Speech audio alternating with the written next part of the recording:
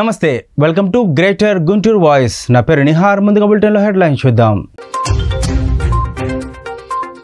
IT సంస్థతో రాష్ట్ర ప్రభుత్వం MOU ఒప్పందం. ప్రభుత్వ పాఠశాలల్లో IB విద్యా విధానాన్ని అమలు. చట్టసభల్లో మహిళా రిజర్వేషన్ల బిల్లుపై బీజేపీకి చిత్తశుద్ధి లేదు. Congress party working president Mastan Vali. అరుదైన ఆపరేషన్ చేసిన లైఫ్ హాస్పిటల్ వైద్యులు. గుంటూరులోనే మొదటి వైద్యం డాక్టర్ కమలాకర్ వెల్లడి. ప్రేమించి పెళ్లి చేసుకున్న వివాహిత గర్భం దాల్చిన సమయంలో సరిగ్గా వైద్యం చేయించకుండా ఆమె మృతికి కారణమైన భర్త, అత్తమామలపై చర్యలు తీసుకోవాలంటూ ఆమె బంధువులు ఆందోళనకు దిగారు. గుంటూరు రత్నగిరి కాలనీకి చెందిన జనని డిగ్రీ చదువుకుంటున్న సమయంలో ఆటో డ్రైవర్ ఆనంద్తో పరిచయం ఏర్పడింది. పరిచయం ప్రేమగా మారింది. జనని కుటుంబ సభ్యులు అంగీకరించకపోయినా జనని ఆనందులు వివాహం చేసుకున్నారు. వివాహ సమయంలో జనని కుటుంబ సభ్యులపై కేసులు కూడా నమోదు చేశారు. ఏడాది క్రితం వివాహం అవ్వగా జనని గర్భం దాల్చింది. జనని డెలివరీ కోసం గుంటూరు GGHకు తరలించారు. అక్కడ బిడ్డకు జన్మనిచ్చిన జనని చనిపోయింది. అయితే భర్త, అత్తమామలు జననికి సరైన వైద్యం అందించకుండా నిర్లక్ష్యంగా వ్యవహరించారని యువతి బంధువులు ఆరోపించారు. రాజకీయ నాయకుల ప్రాబల్యంతో కేసులు నమోదు కాకుండా ఆనంద్, అతని బంధువులు అడ్డుకుంటున్నారన్నారు. జనని మృతికి కారణమైన వారిని వెంటనే అరెస్ట్ చేయాలని డిమాండ్ చేశారు. అయితే డెలివరీ అయిన తర్వాత జనని మృతి చెందడంపై పూర్తి స్థాయి విచారణ చేస్తామని ఆసుపత్రి సూపరింటెండెంట్ కిరణ్ కుమార్ చెప్పారు.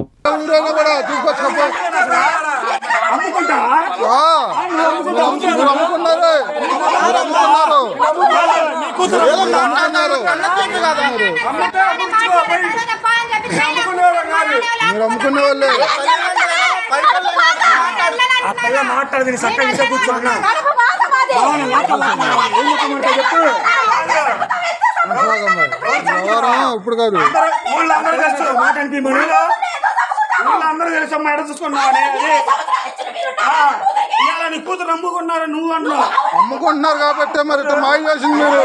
మా బతుకులు కాదు, మీ బతుకయ్యా మరి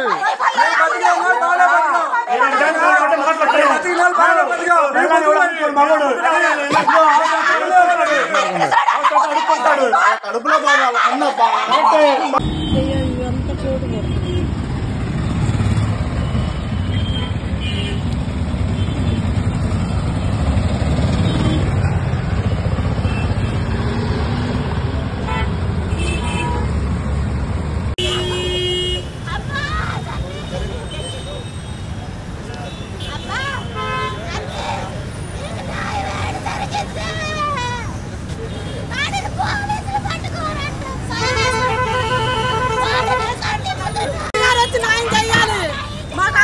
మంత్రి గారు వచ్చి మాకు న్యాయం చేయాలి. మా బిడ్డను చంపేశాడు. పెట్టారు ఇప్పుడు ఎందుకు కేసు కట్టు? అలా కొడుకులు చంపి పెట్టారు. నా బిడ్డని మా మీద కేసులు పెట్టారు. రివర్స్గా మా బిడ్డ చచ్చిపోతే మా బిడ్డను తీసుకొని పోయి చంపాడు నా కొడుకు. ఎందుకు కేసు కట్టు? కేసు కట్టుకుని చంపిన సమయం ఉంది అక్కడ. ఏది డబ్బు దాటలేదు, బంగారం దాటలేదు అని ఏది ఇచ్చారు. దాన్ని టెన్షన్ పెట్టి హాస్పిటల్ చేర్పించమని చెప్పారు.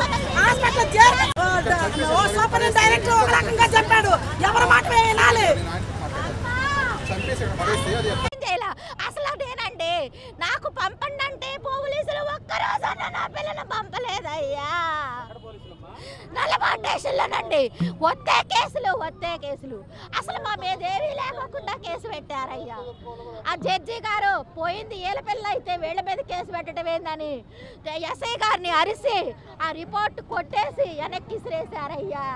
జడ్జి గారు ఆ రోజు లేకపోతే మమ్మల్ని లోపలికి పంపాలని చూశారయ్యా.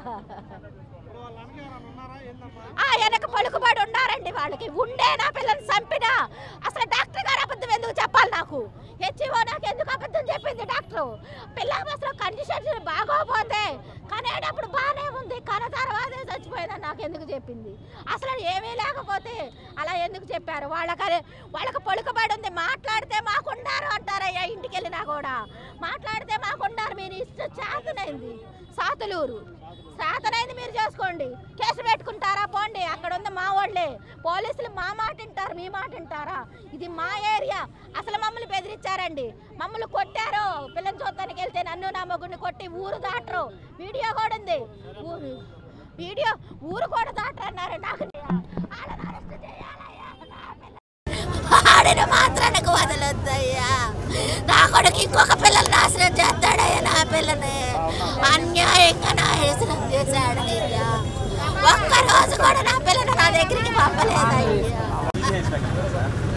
అయ్యా నా పిల్ల దానికి న్యాయం చేయండి అయ్యా. బతకుండగా న్యాయం చేయలేదయ్యా. నా పిల్లకు న్యాయం ఒక్కరోజు అమ్మాళ్ళ ఇంటికి వెళ్తానంటే ఇంట్లోకి లాక్కెళ్తాను లేసారయ్యా. అమ్మా నువ్వు చచ్చిపోయేదా చచ్చిపోదా అమ్మా నన్ను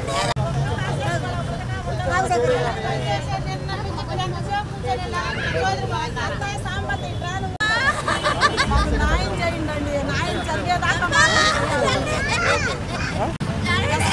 అడుగుతాను రాండి. ఏ కేసు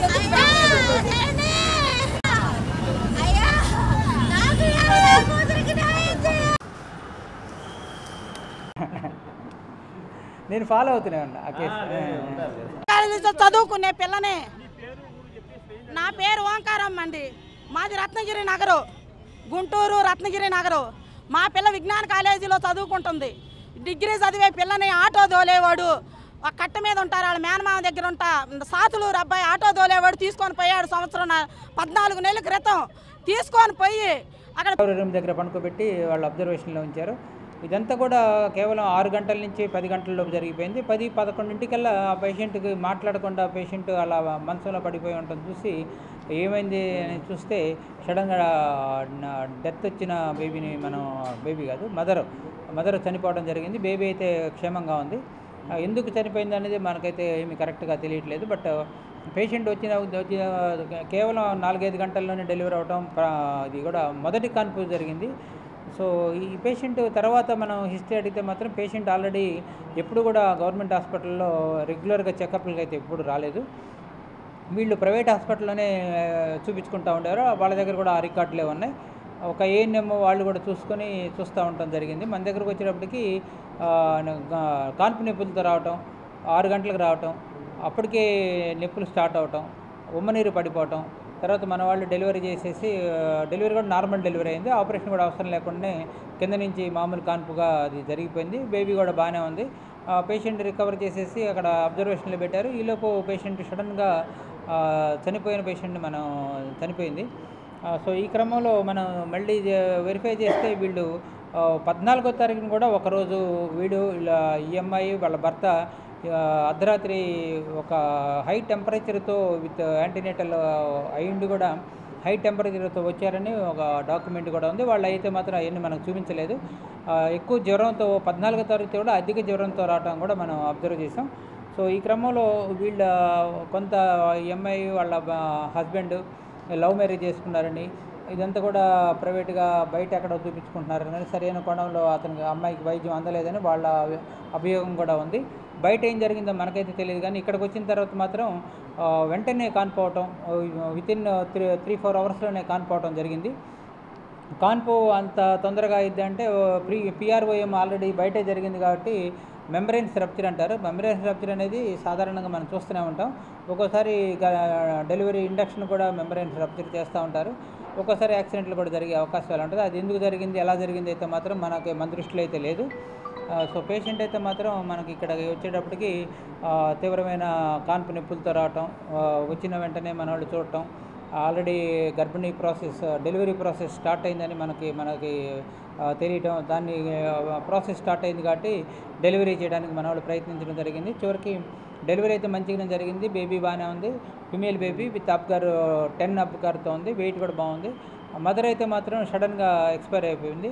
అది కారణం ఏంటి అన్న దాంట్లో ఇవాళ మేము కూడా దీన్ని పోలీస్ కేసుగా నమోదు చేయాలని మేము కూడా చెప్పాం. దాన్ని అనుమానాస్పద మృతిగా అనిపిస్తూ ఉంది. బయట ఏం జరిగిందో కొంత అమ్మాయి మీద దాడి జరిగిందని, అబ్బాయి సరిగ్గా చూడలేదని వర్షన్ కూడా ఒకటి వస్తుంది. కాబట్టి గుంటూరు జిల్లా మంగళగిరి పట్టణంలో టీడీపీ నేతలు చేపట్టిన రిలే నిరాహార దీక్షలు 8వ రోజుకు చేరుకున్నాయి. నియోజకవర్గ ఎస్సీ క్రిస్టియన్ అనుబంధ విభాగాల ఆధ్వర్యంలో రిలే నిరాహార దీక్షలు ప్రారంభమయ్యాయి. ఈ కార్యక్రమంలో తమ్మిశెట్టి జానకీదేవి, పోతినేని శ్రీనివాసరావు పాల్గొన్నారు. నల్ల కండువాలు ధరించి ప్లకార్డులు చేతబట్టి నేను సైతం బాబుతో అంటూ నినాదాలు చేశారు.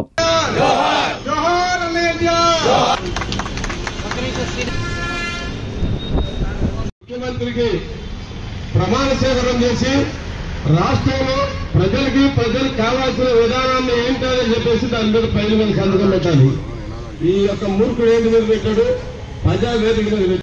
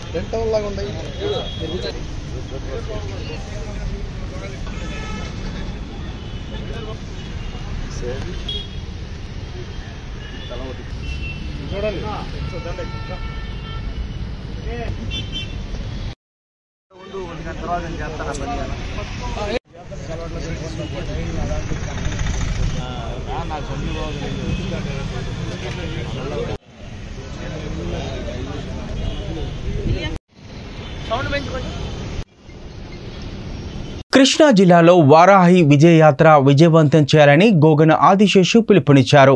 బాపట్ల పట్టణంలో జనసేన పార్టీ కార్యాలయంలో ఏర్పాటు చేసిన విలేకరుల సమావేశంలో జనసేన పార్టీ దివ్యాంగుల గోగన ఆదిశేషు మాట్లాడుతూ ఈ నెల 21వ తేదీన కృష్ణా జిల్లాలో 4వ విడత వారాహి విజయయాత్ర ప్రారంభమవుతుందని చెప్పారు.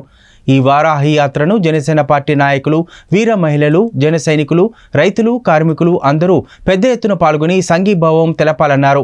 ఈ సమావేశంలో ఇమ్మెరిశెట్టి మురళీకృష్ణ, గంటా నాగమల్లేశ్వరరావు, దేవిరెడ్డి శ్రీనివాసరావు పాల్గొన్నారు. జనసేన పార్టీ దివ్యాంగుల జన సైనికుడిగా పనిచేస్తున్నాను. అదేవిధంగా ఈ నెల 21వ తారీఖు నాడు రేపు అనగా మన కృష్ణా జిల్లాలోనే వారాహి 4వ విడత యాత్ర ప్రారంభమవుతుంది.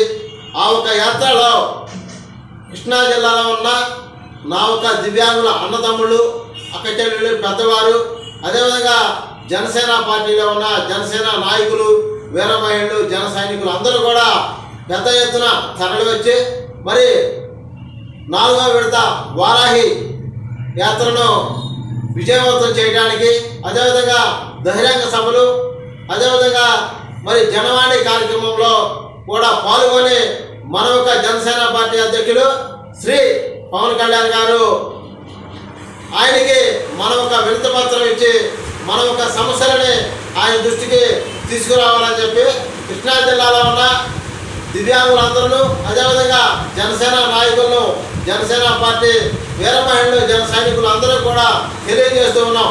జై జనసేన, జై జనసేన, పవన్ కళ్యాణ్ గారి నాయకత్వం, పవన్ కళ్యాణ్ గారి నాయకత్వం. చట్టసభల్లో మహిళా రిజర్వేషన్ల బిల్లుపై బీజేపీకి చిత్తశుద్ధి లేదని కాంగ్రెస్ వర్కింగ్ ప్రెసిడెంట్ మస్తాన్ వలీ అన్నారు. ఎన్నికలు వస్తున్న నేపథ్యంలో మహిళలను మోసం చేసేందుకే రిజర్వేషన్ బిల్లును మొక్కుబడిగా పెట్టిందని ఆరోపించారు. జిల్లా కాంగ్రెస్ పార్టీ కార్యాలయంలో మీడియాతో మాట్లాడిన ఆయన కాంగ్రెస్ పోరాట ఫలితంగా లోక్సభలో మహిళా బిల్లును ప్రవేశపెట్టారన్నారు. గతంలో కాంగ్రెస్ రాజ్యసభలో బిల్లు ఆమోదించిందని, లోక్సభలో బలం లేకపోవడం వల్ల బిల్లుకు ఆమోదం పొందలేకపోయిందన్నారు. మహిళలపై చిత్తశుద్ధి ఉంటే పార్లమెంట్ ప్రవేశ కార్యక్రమంలో రాష్ట్రపతిని ఎందుకు తీసుకురాలేదని ప్రశ్నించారు. బీజేపీ డిఎన్ఏలోనే మహిళలు గుర్తించి ఆలోచించడం లేదన్నారు.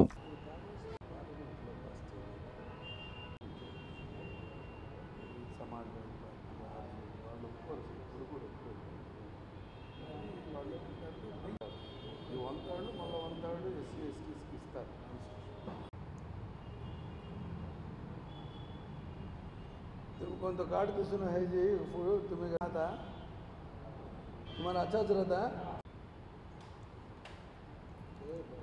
లేదు 2029 దాకా అప్పుడు మళ్ళీ జనగణన చేస్తారు. జనగణన లెక్క ఎలక్షన్ వచ్చే దాని తర్వాత చేస్తారు.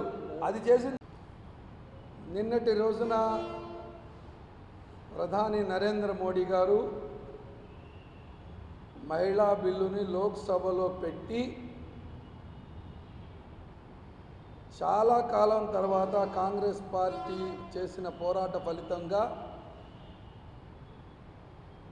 లోక్సభలో పెట్టి దాన్ని ఆమోదింపు చేసేటటువంటి ప్రయత్నం బిల్లు తీసుకురావడం జరిగింది. దీన్ని నిన్న ఆమోదించి ఇవాళ నుంచి దాని మీద చర్చా కార్యక్రమాన్ని కాంగ్రెస్ పార్టీ స్వాగతిస్తూ ఉంది. దేశంలో మహిళా రిజర్వేషన్ బిల్లే కాంగ్రెస్ పార్టీ మానస పుత్రిక. మహిళా రిజర్వేషన్ కావాలని చెప్పి ఆనాడు రాజీవ్ గాంధీ గారి దగ్గర నుంచి కూడా పలు దఫాలు పెట్టడం జరిగింది. కొన్ని రీజనల్ పార్టీసు ఎప్పటికప్పుడు సంకీర్ణ రాజకీయాలు ఉన్నప్పుడు పరిస్థితిలో లోక్సభలో ఆమోదింపు చేసుకోలేకపోవటం జరిగింది. 2010లో కూడా లోక్సభలో యూపీఏ కాంగ్రెస్ నాయకత్వం యూపీఏ అధికారంలో ఉన్నప్పుడు ఈ బిల్లును తీసుకొస్తే లోక్సభలో ఉన్నటువంటి వివిధ రాజకీయ పార్టీలందరూ కూడా రిజర్వేషన్లలో మహిళా రిజర్వేషన్లో మళ్ళా రిజర్వేషన్లు కావాలి అనేటటువంటి దానికోసం వ్యతిరేకిస్తే లోక్సభలో మాకు పూర్తి బలం లేకపోవడం వల్ల రాజ్యసభలో మాకు పూర్తి బలం ఉంది కాబట్టి రాజ్యసభలో ఈ బిల్లును ఆమోదించడం జరిగింది 2010లో.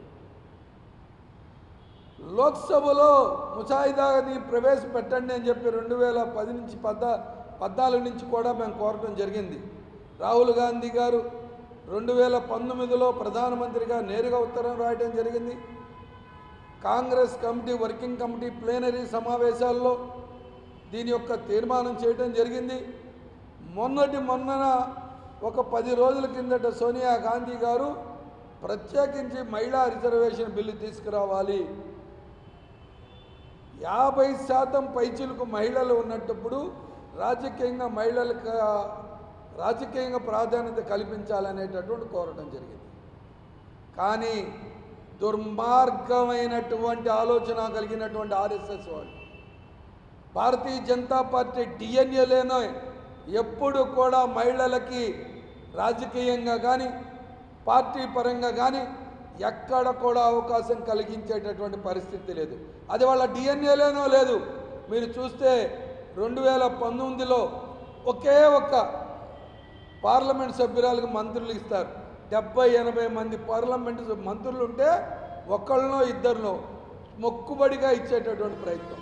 ఇవాళ కూడా కాంగ్రెస్ పార్టీ లేవనెత్తుతుంది పలు దఫాలంటే 2 3 లేదా 4 మహిళలను పెట్టారు. కాంగ్రెస్ టైంలో మహిళలకి 70లో 13 మంది 14 మంది ఎప్పుడు. టీడీపీ అధినేత మాజీ ముఖ్యమంత్రి నారా చంద్రబాబు నాయుడిని వైసీపీ ప్రభుత్వం అకారణంగా అన్యాయంగా అరెస్టు చేసిందని మాజీ మంత్రి కొల్లు రవీంద్ర విమర్శించారు. వైసీపీ నేతలను మా ప్రభుత్వం వచ్చిన తర్వాత చంద్రమండలంలో దాక్కున్నా వదిలే ప్రసక్తే లేదని కొల్లు రవీంద్ర ఈ సందర్భంగా హెచ్చరించారు. గుంటూరు జిల్లా పొన్నూరు పట్టణంలోని ఎన్జీ రంగా విగ్రహం వద్ద టీడీపీ సీనియర్ నేత మాజీ ఎమ్మెల్యే ధూళిపాల నరేంద్ర కుమార్ ఆధ్వర్యంలో జరుగుతున్న టీడీపీ నిరసన దీక్షలలో మాజీ మంత్రి కొల్లు రవీంద్ర పాల్గొని సంఘీభావం తెలియజేశారు. ఈ సందర్భంగా కొల్లు రవీంద్ర మాట్లాడుతూ రాష్ట్రంలో వైసీపీ ప్రభుత్వ పాలనలో అన్ని వర్గాల వారు ఇబ్బందులు ఎదుర్కొన్నారన్నారు. వైసీపీ ఎమ్మెల్యేలు మంత్రులు అవినీతిలో కూరుకుపోయారని విమర్శించారు. రానున్న ఎన్నికల్లో రాష్ట్ర ప్రజలు తెలుగుదేశం పార్టీకి పట్టం కట్టాలని పిలుపునిచ్చారు. ఇప్పుడు మరి బీసీ సామాజిక వర్గం అంతా కూడా ఒక తాటి మీదకి రావాలా, మరి ఈ సామాజిక వర్గానికి కూడా న్యాయం జరగాల. రవీంద్ర గారు మరి బీసీ సంఘ రాష్ట్ర అధ్యక్షులు, ఆయన చేసినటువంటి కృషి వల్లనే మరి ఏ రకమైనటువంటి దుర్మార్గంగా ప్రవర్తిస్తున్నా ఆలోచన చేయాలి. ఎందుకంటే ఎక్కడా లేని తెలుసు. ఈరోజు అందరూ కూడా చెప్తా ఉన్నారు అక్కడ ఎలాంటి అన్యాయం జరగలేదు, మరి దానికి నిధులు ఇచ్చేదానికి ఒప్పందం చేసుకుని మరి ఆ కార్యక్రమాన్ని చేసి ఎంతో మంది యువతకి మరి స్కిల్స్ నేర్పించారు. దాంట్లో ఏదో అన్యాయం జరిగిపోతుంది, అక్రమం జరిగిపోతుంది అనే ఉద్దేశంతో ఆయన అరెస్ట్ చేశారు. కానీ అది వాస్తవం కాదు. ఎందుకంటే ఇది రాజకీయ కక్ష, రాజకీయంగా ఎదుగుతూ ఉన్నారు. ప్రజల్లోకి వెళ్ళి చంద్రబాబు నాయుడు గారు ఒక పక్కన, అదేవిధంగా నారా లోకేష్ గారు ఒక పక్కన వెళ్ళి ఆయన యువగడం పాదయాత్ర ద్వారా ప్రజల్లోకి వెళ్ళి ప్రజల్లో ఏ సమస్యలు ఉన్నాయి, ఏ సామాజిక వర్గానికి ఏ సమస్యలు ఉన్నాయి, ఈ ప్రభుత్వం చేస్తున్నటువంటి అన్యాయాల్ని అక్రమాలను అన్ని చంద్రబాబు నాయుడు గారి అక్రమ అరెస్టుకి నిరసనగా మరి పొన్నూరు నియోజకవర్గంలో తెలుగుదేశం పార్టీ ఆధ్వర్యంలో గత 8 రోజులుగా నిరాహార దీక్షలు చేస్తూ వివిధ రూపేణ మరి నిరసన కార్యక్రమాన్ని తెలియజేస్తూ మరి ఈరోజు బీసీ విభాగం అలాగే తెలుగు రైతు ఆధ్వర్యంలో మరి నిరాహార దీక్షలో పాల్గొన్న ప్రతి ఒక్కరు కూడా పేరు పేరున నమస్కారాలు. సభాధ్యక్షుడు గారికి ఇవాళ బీసీ విభాగం తరఫున ప్రతి ఒక్కరికి కూడా పేరు పేరున హృదయపూర్వక నమస్కారాలు, ధన్యవాదాలు. మరి సభాధ్యక్షులు రామారావు గారికి అలాగే ఇక్కడ ఉన్నటువంటి నాయకులందరికీ కూడా పేరు పేరున నమస్కారాలు. మరి నరేంద్ర గారు నిన్న నన్ను పొన్నూరుకు రావాలని చెప్పి కోరటం, తప్పకుండా వస్తానని చెప్పి చెప్పాను. కొద్దిగా ఆలస్యమైంది, ఎందుకంటే ఈరోజు మరి బాబు గారి పేరు మీద మరి చంద్రబాబు నాయుడు గారిని ఒక దుర్మార్గమైనటువంటి వ్యక్తి ముఖ్యమంత్రి జగన్మోహన్ రెడ్డి ఈ రాష్ట్రంలో తను చేస్తున్నటువంటి తప్పిదాలను ఎత్తి చూపుతున్నారని, గతంలో ఈ రాష్ట్రం కోసం ఆయన చేసినటువంటి కష్టాన్ని మరి అవన్నీ కూడా అమలు జరగకుండా చేయాలనే లక్ష్యంతో అతను అధికారం చేపట్టిన నాటి నుంచి ఒక కక్ష సాధింపు చర్యలు చేస్తూ ఉన్నాడు. అరుదైన ఆపరేషన్ చేసిన లైఫ్ హాస్పిటల్ వైద్యులు 60 ఏళ్ల వయస్సు పైబడిన తరువాత వృద్ధులలో ఏర్పడే బ్లాక్ సర్జరీకి అధునాతన వైద్యం చికిత్సలు అందిస్తున్నట్లుగా లైఫ్ హాస్పిటల్ వైద్యులు డాక్టర్ కమలాకర్ తెలిపారు. గుంటూరు నగరంలోని కొత్తపేటలో గల లైఫ్ హాస్పిటల్లో ఏర్పాటు చేసిన మీడియా సమావేశంలో డాక్టర్ కమలాకర్ మాట్లాడారు. ప్రజల్లో ఆయు ప్రమాణం పెరిగిందన్నారు. వృద్ధులలో ఏర్పడిన వాల్స్కు ఓపెన్ హార్ట్ సర్జరీతో పని లేకుండా గజ్జలలో నరాల ద్వారా ట్రాన్స్ కెథెటర్ వాల్యూలు అమర్చడం జరుగుతుందన్నారు. 15 సంవత్సరాల నుంచి ఈ ప్రజాసేవలో ప్రజలకు సేవ చేస్తూ అనేక రకాల వ్యాధులు, అనేక రకాల గుండెకి సంబంధించిన సమస్యలు, ఈ యొక్క నరాలకు సంబంధించిన సమస్యలకి వైద్యం చేస్తూ ముందుకెళ్తున్న తరుణంలో ఈ మధ్యన ఈ 2 రోజుల క్రితం ఒక అరుదైన ఆపరేషను డాక్టర్ కమలాకర్ కార్డియాలజిస్ట్ గారు నిర్వహించడం జరిగింది. దాని గురించి వారు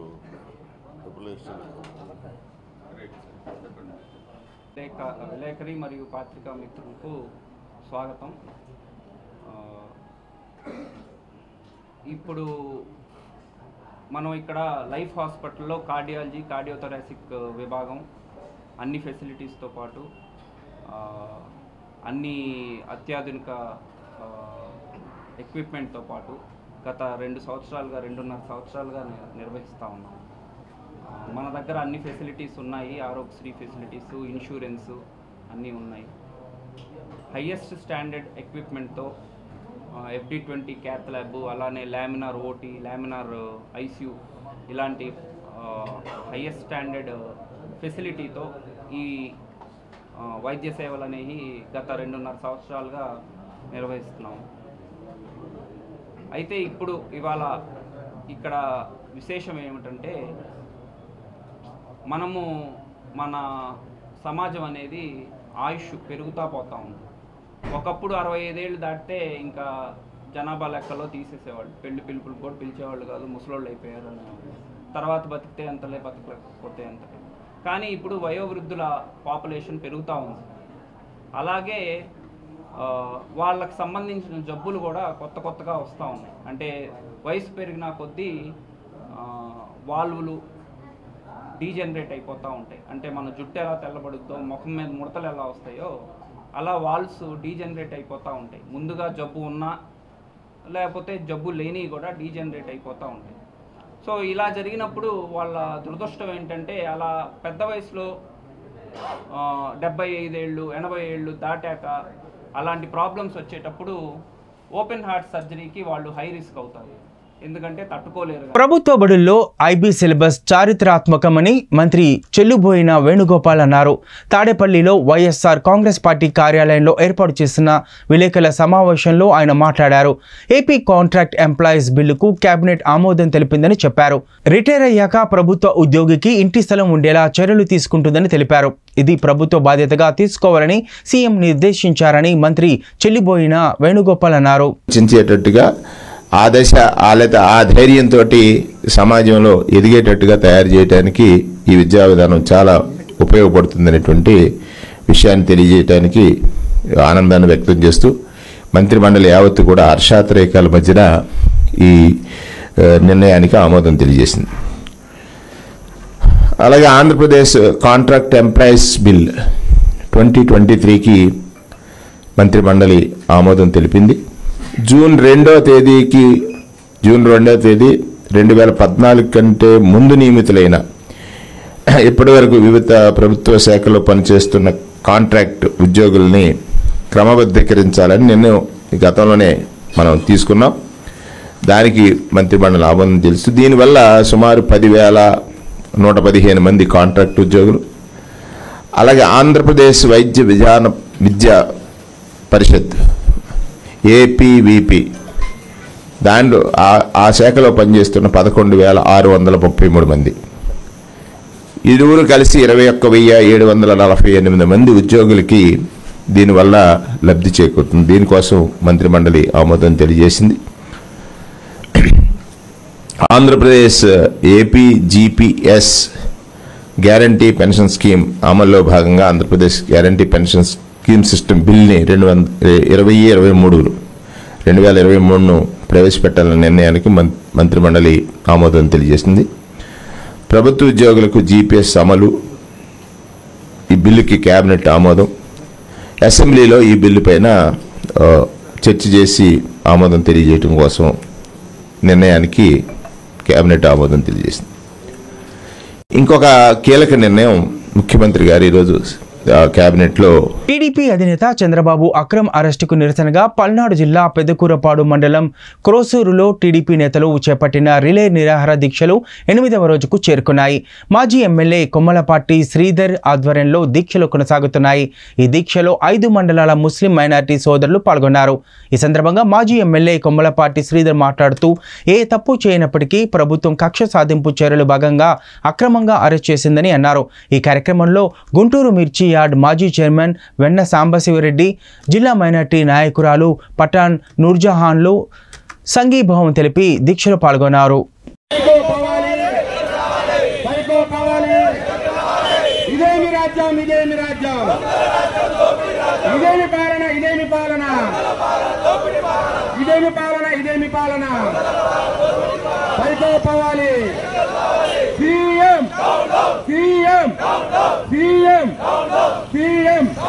కాపాడండి ప్రజాస్వామ్యాన్ని, ఖండించండి అక్రమ అరెస్టులను, విడుదల చేయాలి చంద్రబాబు నాయుడు గారిని, వెంటనే విడుదల చేయాలి చంద్రబాబు నాయుడు గారిని. పెదకూరపాడు నియోజకవర్గంలో మా ముస్లిం మైనారిటీ సోదరులు సోదరీమణులు పెద్ద ఎత్తున చంద్రబాబు నాయుడు గారి అరెస్టుకు నిరసన దీక్షని ఈరోజు చేయటం అనేది జరుగుతూ ఉంది. మా ముస్లిం సోదరులు ఒకటే చెప్తా ఉన్నారు, ఈ 4 సంవత్సరాలు 4 మాసాల్లో మా ముస్లిమ్స్కి చేసింది ఏదీ లేదు అని. వాళ్ళు చేసింది ఒకటే, వాళ్ళ యొక్క దౌర్జన్యాలకి ఎన్నో కుటుంబాలు బలైపోయినాయి.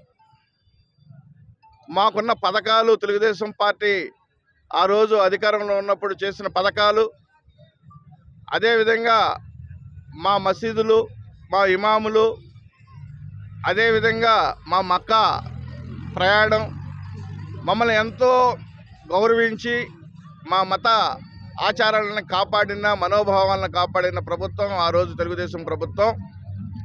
ఈరోజు ఏదన్నా మాట్లాడితే బెదిరింపులు, ఎంతోమందిని 4 సంవత్సరాల చిల్లరలో ఎంతోమందిని పట్టణ పెట్టుకుంది ఈ వైఎస్ఆర్ ప్రభుత్వం అనే దాని మీద ఘోష వినిపిస్తూ ఉన్నారు. అసలు ఎందుకు అరెస్ట్ చేశారు చంద్రబాబు నాయుడు గారని వాళ్ళు ప్రశ్నిస్తున్నారు. అంటే ఒకళ్ళే కాదు, ఈరోజు ప్రతి సామాన్యుడు ప్రశ్నిస్తున్నాడు. ఏమి నిరాధారాలతోటి అంటే పదవి చేయడమే తప్ప, మరి అట్లా అనుకుంటే అన్ని 11 సంవత్సరాలు పైన 12.5 సంవత్సరాలు అనుకుంటాను ముఖ్యమంత్రిగా చేశాడు. ముఖ్యమంత్రిగా అన్ని సంవత్సరాలు చేసి కంబైన్ ఆంధ్రప్రదేశ్లో చేసి, ఆంధ్రప్రదేశ్లో నవ్యాంధ్రప్రదేశ్కి ముఖ్యమంత్రిగా చేసి, ఈ తెలుగువాడి యొక్క వాడి వేడితో పాటు తెలివితేటలను ప్రపంచ వ్యాప్తంగా తీసుకెళ్లిన ఘనుడు నారా చంద్రబాబు. గాజు గ్లాస్ గుర్తు మీద నవతరం పార్టీ జాతీయ అధ్యక్షుడు రావు సుబ్రహ్మణ్యం నిప్పులు చెరిగారు. చిలకలూరుపేట నవతరం పార్టీ కార్యాలయంలో ఏర్పాటు చేస్తున్న విలేకరుల సమావేశంలో సుబ్రహ్మణ్యం మాట్లాడారు. ఆంధ్రప్రదేశ్లో 2023 డిసెంబర్ 12న పార్టీల గుర్తుల కోసం దరఖాస్తులు చేసుకోవాలి అని ఎన్నికల కమిషన్ ఇచ్చిన ఉత్తర్వులు మీడియాకు విడుదల చేశారు. దమ్ముంటే జనసేన అధినేత పవన్ కళ్యాణ్ ఆంధ్రప్రదేశ్లో పోటీకి కేంద్ర ఎన్నికల కమిషన్ ఇచ్చిన ఉత్తర్వులు చూపించాలని అన్నారు. రైట్ ఇన్ఫర్మేషన్ యాక్ట్ కింద ఈసీకి వివరాలకై దరఖాస్తు చేస్తామని తెలిపారు. జనసేన పార్టీ చేస్తున్న ప్రచారంలో వాస్తవం లేదన్నారు. జనసేన పార్టీ కేవలం రిజిస్టర్డ్ అన్రికగ్నైజ్డ్ పార్టీ మాత్రమే అన్నారు. షమ్మి గారు కూడా ఈరోజు సమావేశంలో పాల్గొన్నారు. ముఖ్యంగా నిన్న జనసేన పార్టీ అధ్యక్షులు పవన్ కళ్యాణ్ గారు గాజు గ్లాసు గుర్తు మాకు ఇచ్చారు అని చెప్పి ఒక ప్రకటన చేశారు. మేము ఆ ప్రకటనని తీవ్రంగా ఖండిస్తా ఉన్నాం. ఆంధ్రప్రదేశ్ రాష్ట్రంలో ఎన్నికల కమిషన్ గాజు గ్లాసు గుర్తుని ఎవరికీ కేటాయించలేదు. ఇదే విషయాన్ని ఆంధ్రప్రదేశ్ సిఇఓ గారిని అడిగితే, మీడియా వాళ్ళు అడిగితే మాకు ఎటువంటి సమాచారం రాలేదని చెప్పి ఆంధ్రప్రదేశ్ ఎలక్షన్ కమిషనర్ గారు చెప్పడం జరిగింది. ఇది మాకు కేంద్ర ఎన్నికల సంఘం రాసినటువంటి లేఖ. ఈ లేఖలో ఇది మేము గాజు గ్లాసు గుర్తు కోసం ముందుగానే అప్లై చేసుకుంటే దాన్ని తిరస్కరిస్తూ వాళ్ళు ఏం చెప్పారంటే, ఆంధ్రప్రదేశ్ రాష్ట్రంలో గాజు గ్లాసు గుర్తు కోసం కానీ కామన్ సింబల్ కోసం కానీ దరఖాస్తు చేసుకోవడానికి 12/12/2023 దరఖాస్తు చేసుకొని 10 రాష్ట్రాల్లో ఎన్నికలు జరుగుతూ ఉన్నాయి. ఏ రాష్ట్రంలో ఎప్పుడు ఎన్నికల గుర్తు కోసం దరఖాస్తు చేసుకోవాలి, కామన్ సింబల్కి దరఖాస్తు చేసుకోవాలనేటువంటి విషయం మీద ఎన్నికల కమిషన్ స్పష్టంగా చెప్పింది. 17/7/2023 తెలంగాణ ఎలక్షన్ కమిషన్కి గుర్తు దరఖాస్తు చేసుకున్నాం. ఒకవేళ ఇన్ కేస్ తెలంగాణ ఎన్నికల్లో పోటీ చేయడానికి జనసేన పార్టీకి గాజు గ్లాస్ గుర్తు కేటాయించారో లేదో అనేటువంటి విషయం తెలియదు. కానీ ఆంధ్రప్రదేశ్ రాష్ట్రంలో మాత్రం ఎంపీ ఎమ్మెల్యే ఎన్నికలకు పోటీ చేయడం కోసం గాజు గ్లాసు గుర్తు కానీ ఇంకా ఏ గుర్తుకైనా సరే దరఖాస్తు చేసుకోవడానికి ఇంకా సమయం ఉంది. 12/12/2023 మాత్రమే దరఖాస్తు చేసుకునేటువంటి అవకాశం ఉంది. ఇదే అంశం మరి పవన్ కళ్యాణ్ గారు ఆయనకు వచ్చినటువంటి ఆర్డర్ కాపీ బయట పెట్టమని చెప్పి నిన్న చెప్పాం.